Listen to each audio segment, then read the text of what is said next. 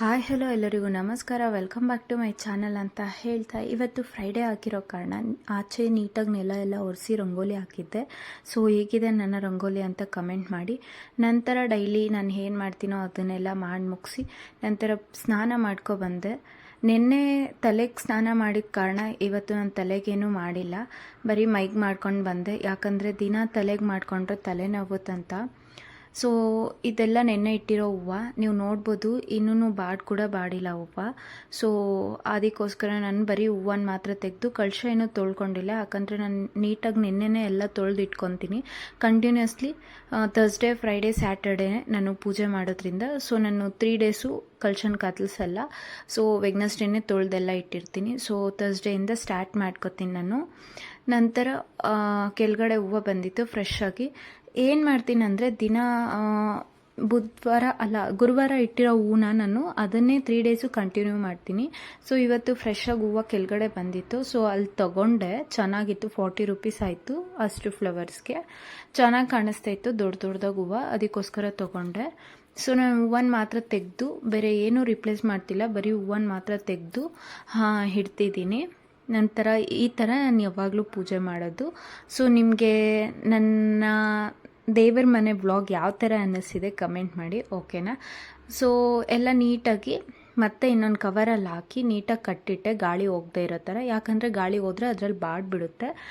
ನಂತರ ಆ ನೆಲ ಎಲ್ಲ ಕ್ಲೀನ್ ಮಾಡಿಕೊಂಡು ಮರ್ತಿದ್ದೆ ನಾನು ಬಾಗಿಲಿಗೆ ಹೂವು ಎತ್ಕೊಳ್ಳೋದನ್ನು. ಬಾಗಿಲಿಗೆ ಹೂವು ಎತ್ಕೊಂಡು ನಂತರ ಪೂಜೆಗೆ ಏನೇನು ಬೇಕು, ಊದ್ಬತ್ತಿ,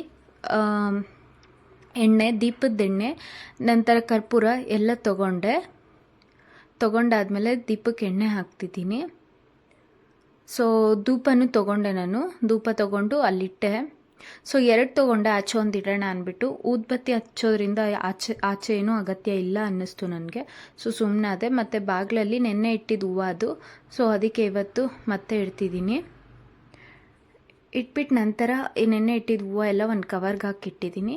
ನಾನು ಏನು ಮಾಡ್ತೀನಿ ಅಂದರೆ ದೇವ್ರ ಹೂವನ್ನೆಲ್ಲ ಕಸದಲ್ಲಿ ಹಾಕಲ್ಲ, ಯಾವುದಾದ್ರೂ ಒಂದು ಗಿಡದ ಮೇಲೆ ಹಾಕ್ತೀನಿ. ಸೊ ನಂತರ ದೀಪ ಹಚ್ಚಿ ಪೂಜೆ ಮಾಡ್ತಿದ್ದೀನಿ.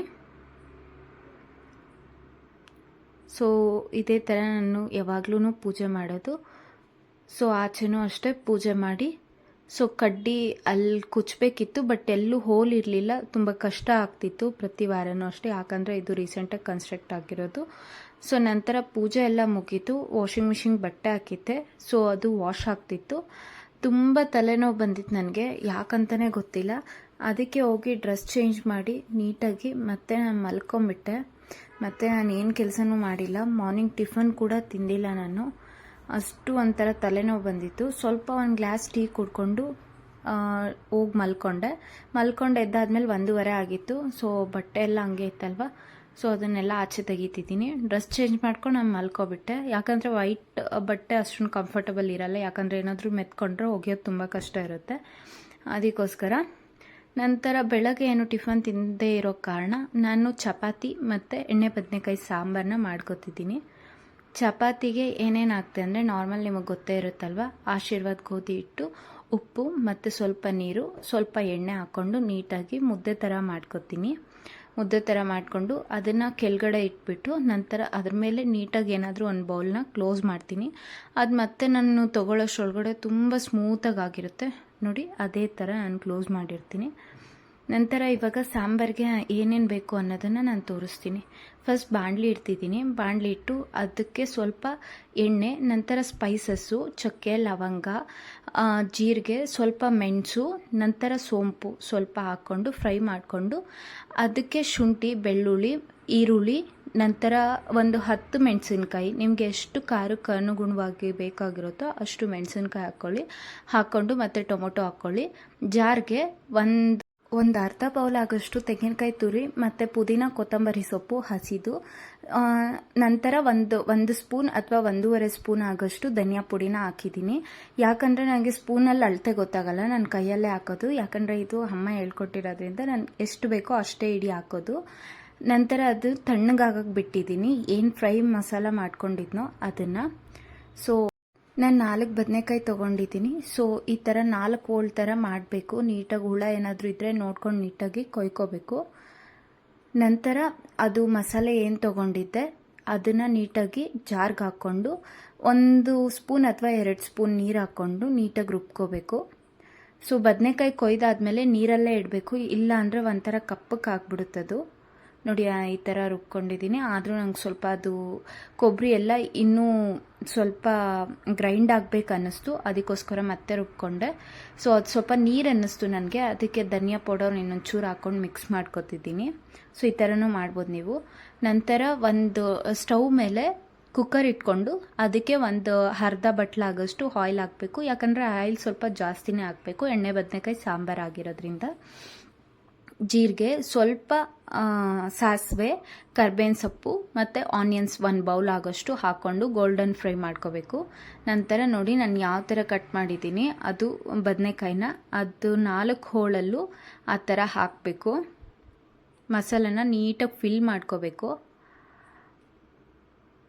ನೋಡಿ ನಾನು ಯಾವ ಥರ ಮಾಡ್ಕೊತಿದ್ದೀನಿ ಆ ಥರ ನೀಟಾಗಿ ಮಸಾಲನೆಲ್ಲ ಫಿಲ್ ಮಾಡಿಕೊಂಡು ಒಂದೊಂದಾಗೆ ಕುಕ್ಕರಲ್ಲಿ ಏನು ನಾವು ಆನಿಯನ್ಸ್ನೆಲ್ಲ ಡೀಪ್ ಫ್ರೈ ಮಾಡ್ಕೊಂಡಿದ್ದೀವಿ ಅದರೊಳಗಡೆ ಹಾಕ್ಕೊಂಡು ಉಳಿದಿರೋ ಮಸಾಲೆನ ಅದಕ್ಕೆ ಹಾಕಿ, ಜಾರಲ್ಲಿ ಉಳ್ದಿತ್ತಲ್ವ ಮಸಾಲೆ ಸ್ವಲ್ಪ ಅದು ಎಲ್ಲ ಮೆತ್ಕೊಂಡಿರುತ್ತಲ್ಲ ಅದನ್ನು ಸ್ವಲ್ಪ ನೀರು ಹಾಕ್ಕೊಂಡು ಎಲ್ಲ ನೀಟಾಗಿ ಮಿಕ್ಸ್ ಮಾಡ್ಕೊತಿದ್ದೀನಿ ನಾನು. ಸ್ವಲ್ಪ ಕಲ್ಲುಪ್ಪೆ ಹಾಕ್ತೀನಿ ನಾನು, ಧೂಳುಪ್ಪು ಹಾಕಲ್ಲ ಇದಕ್ಕೆ, ನಂಗೆ ಅಂದಾಜು ಗೊತ್ತಾಗಲ್ಲ, ಅದಕ್ಕೋಸ್ಕರ ನಿಮ್ಗೆ ಎಷ್ಟು ಬೇಕೋ ಅಷ್ಟು ನೋಡ್ಕೊಂಡು ನೀವು ಹಾಕ್ಕೊಳ್ಳಿ. ಈ ಥರ ಹಾಕ್ಕೊಂಡು ಕಲ್ಲುಪ್ಪನೆ ನೀವು ಪುಡಿ ಉಪ್ಪು ಬೇಕಾದರೂ ಹಾಕ್ಕೋಬೋದು. ಈ ಥರ ಮಿಕ್ಸ್ ಮಾಡಲೇಬೇಕು, ಯಾಕಂದರೆ ಉಪ್ಪು ಮಸಾಲೆ ಎಲ್ಲ ಚೆನ್ನಾಗಿ ಹಿಡಿಬೇಕು. ನಿಮ್ಗೆ ಅನ್ನಿಸ್ಬೋದು ನಾನು ಬದನೆಕಾಯಲ್ಲಿ ಇದಿಟ್ಟಿನಲ್ವ ಮಸಾಲೆ ಎಲ್ಲ ಅದು ಯಾವ ಥರ ಆಚೆ ಬರುತ್ತೆ ಅಂತ. ಹೌದು, ನೀಟಾಗಿ ಅದು ಒಂದು 2 ಅಥವಾ 3 ವಿಷಲ್ಸ್ನ ಓಡಿಸ್ಕೊಂಡ್ರೆ ನೀಟಾಗಿ ಅದು ಮಸಾಲೆ ಎಲ್ಲ ಆಚೆ ಬಂದು ಅದು ನೀಟಾಗಿ ಮೆತ್ತಕ್ಕಾಗ್ಬಿಟ್ಟಿರುತ್ತೆ. ಬದನೆಕಾಯಿಯೂ ಅಷ್ಟೇ. ನಾನು ನಿಮಗೆ ತೋರಿಸ್ತೀನಿ ರೀ 2 ವಿಷಲ್ಸ್ ಆದಮೇಲೆ. ನಂಗೆ ತುಂಬ ಹೊಟ್ಟೆ ಹಸಿತಿದ್ದ ಕಾರಣ ನಾನೇನು ಮಾಡಿದೆ ಅಂದರೆ ನೀಟಾಗಿ ಚಪಾತಿನೆಲ್ಲ ತೀಡ್ಕೊಂಡು ಆ ಕಡೆ ಕುಕ್ಕರ್ನ ಪ್ಲೇಸ್ ಮಾಡಿದೆ, ಈ ಕಡೆ ಪಾನ್ನ ಇಟ್ಟು ಚಪಾತಿನ ಸುಟ್ಕೊಬಿಡೋಣ, 2 ಕೆಲಸ ಒಂದೇ ಟೈಮ್ ಆಗುತ್ತೆ, ಬೇಗ ಊಟ ಮಾಡ್ಬೋದು ಅಂದ್ಕೊಂಡೆ. ಸೊ ಅದಕ್ಕೋಸ್ಕರ ಪ್ರಿಪರೇಷನ್ಸ್ ಎಲ್ಲ ಮಾಡಿಕೊಂಡು ನಂತರ ಚಪಾತಿನ ತೀಡ್ತಿದ್ದೀನಿ. ಹೆಂಗೆ ತೀಡಿದ್ರೂ ಅದು ಸ್ವಲ್ಪ ಅರ್ಧೋಗುತ್ತೆ ಚಪಾತಿ. ಸೊ ನಂಗೆ ಅಷ್ಟೊಂದು ತೀಡಕ್ಕೆ ಬರಲ್ಲ, ಅಮ್ಮ ಚೆನ್ನಾಗಿ ತೀಡ್ತಾರೆ. ಸೊ ನೋಡಿ ಇನ್ನು ಪಾನ್ ಕಾಯಬೇಕಿತ್ತು, ಅದಕ್ಕೋಸ್ಕರ ನಾನು ಬಿಟ್ಟಿದ್ದೀನಿ. ಸೊ ನಂತರ ಇಷ್ಟು ನಾನು ಒಬ್ಬಳಿಗೆ ಆಗಿರೋ ಕಾರಣ 6 ಚಪಾತಿನ ಮಾಡ್ಕೊತಿದ್ದೀನಿ. ಇಷ್ಟು ತಿನ್ನಲ್ಲ, 3 ತಿಂತೀನಿ ಒನ್ ಟೈಮ್ಗೆ, ನೆಕ್ಸ್ಟ್ ಟೈಮ್ಗೆ ಮತ್ತು ರಾತ್ರಿಗೆ 3 ತಿಂತೀನಿ. ಸೊ ಆಯಿತು, ಇದೇ ಥರ ನಾನು ಚಪಾತಿ ಮಾಡ್ಕೊಳ್ಳೋದು. ಸೊ ಎಲ್ಲ ಚಪಾತಿ ಎಲ್ಲ ಆದಮೇಲೆ ಕ್ಲೀನಿಂಗ್ ಮಾಡ್ಕೊಂಡು ಮತ್ತೆ ಸಿಗ್ತೀನಿ ಕುಕ್ಕರ್ ವಿಷಲ್ ಹೊಡೆದ್ಮೇಲೆ. ಸೊ ನೋಡಿ ಇದು 2ನೇ ಚಪಾತಿ. ಸೊ ಆಯಿತು, ಕುಕ್ಕರ್ ವಿಷಲ್ ಕೂಡ ಹೊಡೀತು. ಯಾವ ಥರ ಸಾಂಬಾರು ಆಗಿದೆ ಅಂತ ನಿಮ್ಗೆ ತೋರಿಸ್ತೀನಿ ನೋಡಿ. ನೋಡಿದ್ರ ಈ ಥರ ಕಾಣಿಸುತ್ತೆ ಸಾಂಬಾರು. ಎಣ್ಣೆ ಬದನೆಕಾಯಿ ಸಾಂಬಾರು ಅಂದಮೇಲೆ ಅದರಲ್ಲಿ ಎಣ್ಣೆ ತುಂಬ ಇರಲೇಬೇಕು. ಸೊ ಅದು ಲೈಟ್ನೆಸ್ ಕಡಿಮೆ ಆಯಿತು, ಜಾಸ್ತಿ ಆಯಿತು. ಸೊ ಇವಾಗ ತೋರಿಸ್ತೀನಿ ನೋಡಿ ಹೆಂಗಾಗಿದೆ ಅಂತ. ಅದು ನಾನೇ ಕ್ಯಾಮ್ರಾ ಇಟ್ಕೊಂಡು ಮಾಡಿ ತೋರಿಸ್ತಿದ್ದೀನಿ ನೋಡಿ. ನೋಡಿ ಈ ಥರ ಕಾಣುತ್ತೆ, ಸಖತ್ ಟೇಸ್ಟಿಯಾಗಿರುತ್ತೆ. ನಿಮ್ಮ ಮನೇಲಿ ಒನ್ ಟೈಮ್ ಟ್ರೈ ಮಾಡಿ ನನಗೆ ಕಮೆಂಟ್ ಮಾಡಿ ತಿಳಿಸಿ ಹೇಗಾಗುತ್ತೆ ಅಂತ. ನಾನು ಹೇಳಿದ್ನಲ್ವ ನೀಟಾಗಿ ಸ್ಮ್ಯಾಶ್ ಆಗಿಬಿಡುತ್ತೆ. ಬ್ರಿಂಜಾಲ್ಸು ಅಷ್ಟೇ. ನೋಡಿ ಒಂದು ಗುಡ್ ನ್ಯೂಸ್ ಇದೆ ಅಂತ ಹೇಳಿದ್ನಲ್ವಾ, ಸೊ ಅದು ಇವತ್ತು ಎಕ್ಸ್ಪ್ಲೋರ್ ಮಾಡೋ ಟೈಮ್ ಬಂದಿದೆ. ಸೊ ಲಾಸ್ಟ್ ವಿಡಿಯೋದಲ್ಲಿ ಹೇಳಿದ್ದೆ, ಒಂದು ಗುಡ್ ನ್ಯೂಸ್ ಹೇಳ್ತೀನಿ. ನನಗೆ ಫಸ್ಟ್ ಪೇಮೆಂಟ್ ಬಂದಿದೆ, ಯಾವುದರಿಂದ ಅಂತ. ಸೊ ಹೌದು, ನನಗೆ ಫಸ್ಟ್ ಪೇಮೆಂಟ್ ಬಂದಿದೆ. ಅದು ಯೂಟ್ಯೂಬಿಂದ ಅಂತೂ ಅಲ್ಲ, ಬಿಕಾಸ್ ಯಾಕಂದರೆ ಇನ್ನೂ ವಾಚ್ ಟೈಮು ಆಗಿಲ್ಲ ಮತ್ತು ಸಬ್ಸ್ಕ್ರೈಬ್ಸು ಇನ್ನೂ ಆಗಿಲ್ಲ. ಆಗ್ತಾ ಇರ್ತಾರೆ ಮುಂದೆ, ಪರವಾಗಿಲ್ಲ, ಚೆನ್ನಾಗಿ ವ್ಯೂಸ್ ಬರ್ತಿದೆ. ನಂತರ ಇನ್ಸ್ಟಾಗ್ರಾಮಿಂದನೂ ಅಲ್ಲ, ಬಿಕಾಸ್ ನಾನು ಅಪ್ಲೋಡೇ ಮಾಡಲ್ಲ ಜಾಸ್ತಿ ವಿಡಿಯೋಸ್ ಇನ್ಸ್ಟಾಗ್ರಾಮಲ್ಲಿ. ನಂತರ ಯಾವುದರಿಂದ ಅಪ್ಪ ಅಂದರೆ ಕಿಸ್ ಮಾಡಿ ಮೋಜಿಂದ ಬಂದಿದೆ ನನಗೆ. ನಾನು ಲೈವ್ಗೆ ಹೋಗಿ ಅರ್ನ್ ಮಾಡಿದ್ದೆ ಸ್ವಲ್ಪ ಮಿಂಟ್ಸ್ನ. ಎಷ್ಟು ಅಂದರೆ 1000 ಮಿಂಟ್ಸ್ಗೆ 500 rupees ಕೊಡ್ತಾರೆ. ಸೊ 2 ಮಿಂಟ್ಸ್ಗೆ 1 ರೂಪಿ ಅಂತ ಲೆಕ್ಕ. ನಾನು 2000 ಮಿಂಟ್ಸ್ನೇನೋ ಅರ್ನ್ ಮಾಡಿದ್ದೆ. ಸೊ ನನಗೆ 1000 ರೂಪಿ ಬಂದಿತ್ತು. ಸೊ ಅದನ್ನು ಅವರು ಕಟ್ ಮಾಡಿಕೊಂಡು 500ಗೆ 50 ರುಪೀಸ್ ಅಂತ ಕಟ್ ಮಾಡ್ಕೋತಾರೆ. ಸೊ 50 + 50 100ನ ಕಟ್ ಮಾಡಿಕೊಂಡು ನನಗೆ 900 ನನ್ನ ಬ್ಯಾಂಕ್ ಅಕೌಂಟ್ಗೆ ಡೈರೆಕ್ಟಾಗಿ ಅವರು ಟ್ರಾನ್ಸ್ಫರ್ ಮಾಡಿದ್ದಾರೆ. ಟ್ರಾನ್ಸ್ಫರ್ ಮಾಡೋದಕ್ಕೆ ಸೆಕೆಂಡ್ಸ್ ಕೂಡ ತೊಗೊಳ್ಳಲ್ಲ, ಅಷ್ಟು ಫಾಸ್ಟಾಗಿ ಇನಿಷಿಯೇಟ್ ಆಗುತ್ತೆ. ನಂತರ ಅದು ಇದು ಒಳ್ಳೆ ಅಪರ್ಚುನಿಟಿ ಅಂತಲೇ ಹೇಳ್ಬೋದು ಮನೆಯಲ್ಲಿರೋ ಯುವತಿಯರಿಗೆ. ಏನಪ್ಪ ಅಂದರೆ ಮೋಜಲ್ಲಿ ನೀವು ವಿಡಿಯೋ ಅಪ್ಲೋಡ್ ಮಾಡಿ ನಂತರ MFC ಅಂತ ಬರುತ್ತೆ. ಸೊ ಅದಕ್ಕೆ ಅಪ್ಲಿಕೇಶನ್ ಹಾಕಿ ಮಾನಿಟೈಸೇಷನ್ ಸ್ಟಾರ್ಟ್ ಆಗುತ್ತೆ, ಅವಾಗಲಿಂದ ಅಮೌಂಟ್ ಬರುತ್ತೆ. ಸೊ ವೀಡಿಯೋಸಿಂದನೂ ಅಮೌಂಟ್ ಬರುತ್ತಂತೆ ವಿಡಿಯೋಸ್ ಅಪ್ಲೋಡ್ ಮಾಡಿದ್ರೆ. ಸೊ ನಂಗೆ ಅದರಿಂದ ಯಾವುದೇ ರೀತಿ ಅಮೌಂಟ್ ಬಂದಿಲ್ಲ. ನಾನು ಲೈವ್ಗೆ ಹೋಗಿ ಅರ್ನ್ ಮಾಡಿದ ಅಮೌಂಟ್ ಮಾತ್ರ ಬಂದಿದ್ದು ನನಗೆ. ಇನ್ನು ವಿಡಿಯೋಸ್ಗೆ ಯಾವುದೇ ರೀತಿ ಅಮೌಂಟ್ ಬಂದಿಲ್ಲ. ಸೊ ಲೈವ್ಗೆ ಹೋಗಿ ಅರ್ನ್ ಮಾಡೋದು ಸ್ವಲ್ಪ ತುಂಬಾ ಕಷ್ಟ ಅನಿಸ್ತು ನನಗೂ, ಯಾಕಂದರೆ ನಾನು 3 ಟೈಮ್ಸ್ ಲೈವ್ಗೆ ಹೋಗಿದ್ದೆ. ಸೊ ಅರ್ನ್ ಮಾಡ್ಬೋದು, ಬಟ್ ಆದ್ರೂ ತುಂಬಾ ಕಷ್ಟ ಅನ್ನಿಸ್ತು. ನಂತರ ವಿಡಿಯೋಸ್ ಮಾಡಿ ಪ್ರತಿ ವೀಕ್ಲಿ ಥರ್ಸ್ಡೇ ಅಮೌಂಟ್ ಅವರು ನಮ್ಮ ಅಕೌಂಟ್ಗೆ ಟ್ರಾನ್ಸ್ಫರ್ ಮಾಡ್ತಾರಂತೆ. ಸೊ ಇಷ್ಟು ವ್ಯೂಸ್ಗೆ ಇಷ್ಟು ಸಬ್ಸ್ಕ್ರೈಬ್ಗೆ ಅಂದರೆ ಫಾಲೋವರ್ಸ್ಗೆ ಇಷ್ಟು, ನಂತರ ಇಷ್ಟು ಲೈಕ್ಸ್ಗೆ ಇಷ್ಟು ಅಂತ ಪೇ ಮಾಡ್ತಾರಂತೆ. ಸೊ ನನಗೆ ವಿಡಿಯೋಸ್ಗಾಗಿ ಯಾವುದೇ ರೀತಿ ಅಮೌಂಟ್ ಬಂದಿಲ್ಲ ಇನ್ನೂ. ಸೊ ಮಾನಿಟೈಸೇಷನ್ ಸ್ಟಾರ್ಟ್ ಆಗಿದೆ, ಇಲ್ಲ ಅಂತ ಇಲ್ಲ. ನಂತರ ಟ್ರೋಫೀಸ್ಗೆ ಹೋದರೆ ಮಿಂಟ್ಸು 2K ಅಂತಲೂ ಇದೆ, ಬಟ್ ಯಾವುದೇ ರೀತಿ ಅಮೌಂಟ್ ಬಂದಿಲ್ಲ. ಸೊ ನಾನು ಅವ್ರನ್ನ ಕೇಳಿದೆ, ಅವ್ರು ಏನೂ ರೆಸ್ಪಾನ್ಸ್ ಮಾಡಿಲ್ಲ. ಸೊ ನಾನು ಹೋದರೆ ಹೋಗ್ಲಿ ಬಿಡು ಅಂತ ನಾನು ಸುಮ್ಮನೆ ಇದ್ಬಿಟ್ಟೆ. ಸೊ ಹೌದು, ಇದು ಒಳ್ಳೆ ಅಪರ್ಚುನಿಟಿ. ನೀವು ಹೋಗಿ ಮೋಜಲ್ಲಿ ಅಪ್ಲಿಕೇಶನ್ ಹಾಕಿ ಆನ್ ಮಾಡಿ, ಓಕೆನಾ? ಸೊ ನಾನು ನಿಮಗೆ ನಂಬಿಕೆ ಬರ್ತಿಲ್ಲ ಅಂದರೆ ನಾನು ಒಂದು ವಿಡಿಯೋ ಅಪ್ಲೋಡ್ ಮಾಡ್ತೀನಿ. ಸೊ ನೀವು ಅದರಲ್ಲಿ ಹೋಗಿ ಚೆಕ್ ಮಾಡ್ಬೋದು. ನನಗಂತೂ ಸಿಕ್ಕಾಪಟ್ಟೆ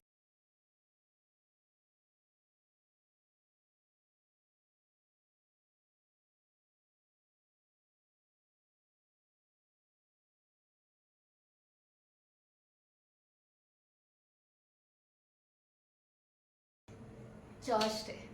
thank you so much for watching my video. ನಂತರ ಮತ್ತೆ ನಾಳೆ ಸಿಗುವ.